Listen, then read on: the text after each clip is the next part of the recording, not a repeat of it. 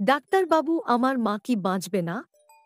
দীপার এমন অবস্থা দেখে কান্নায় ভেঙে পড়ল সূর্য। হ্যালো বন্ধুরা, আমি চন্দনা, আমার চ্যানেলে স্বাগতম। সর্বশেষ সংবাদ আপডেট পেতে দয়া করে চ্যানেলটি সাবস্ক্রাইব করুন এবং বেল আইকনটি টিপুন।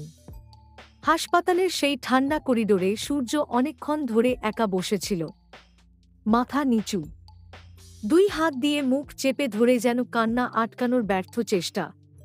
হাসপাতালের বাতাসে ওষুধ আর জীবাণুনাশকের গন্ধ মিশে আছে, চারদিকে নিস্তব্ধতা, মাঝে মাঝে কারো শ্বাসকষ্টের শব্দ কিংবা স্ট্রেচার ঠেলার কর্কশ আওয়াজ। সূর্যর মনে হচ্ছে এই পৃথিবীর সব শব্দ যেন নিঃশেষ হয়ে গেছে তার জীবনে। চোখের সামনে ভেসে উঠছে দীপার মুখ, শুয়ে আছে নিস্তেজ হয়ে খেতে।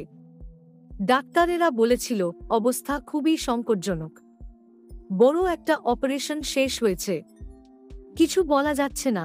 পরবর্তী 24 ঘন্টা ভীষণ গুরুত্বপূর্ণ। সেই 24 ঘন্টা যেন 24 বছরের মতো দীর্ঘ হয়ে যাচ্ছে সূর্যর কাছে। সূর্য জানে দীপার কি কি স্বপ্ন ছিল। সংসার, মা, ভাই, মেয়ে রিমি, সবাইকে নিয়ে সে কত ভালো থাকতে চেয়েছিল। কত স্বপ্ন দেখেছিল মা ভালো থাকলে সব আবার নতুন করে শুরু করবে। কিন্তু আজ সেই মা মৃত্যুর সঙ্গে লড়ছে। দীপার মুখে অক্সিজেনের মাস্ক, হাতে ক্যানুলা, সারা শরীর যন্ত্রে বাঁধা। সূর্যের হৃদয়টা দুমড়ে মুচড়ে যাচ্ছে। অতীতের একের পর এক স্মৃতি যেন মনে ভিড় করে আসছে। মা ছোটবেলা থেকে কত কষ্ট করে মানুষ করেছে সূর্যকে। বাবার মৃত্যুর পর এই মাই তো নিজের সব স্বপ্ন বিসর্জন দিয়ে সন্তানকে বড় করেছে। কত উপহাস, কত অপমান, কত অভাবের রাত পেরিয়ে আজকের এই সূর্য।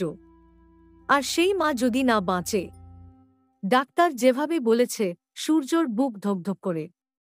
ডাক্তার বলেছিল আমরা সব চেষ্টা করছি,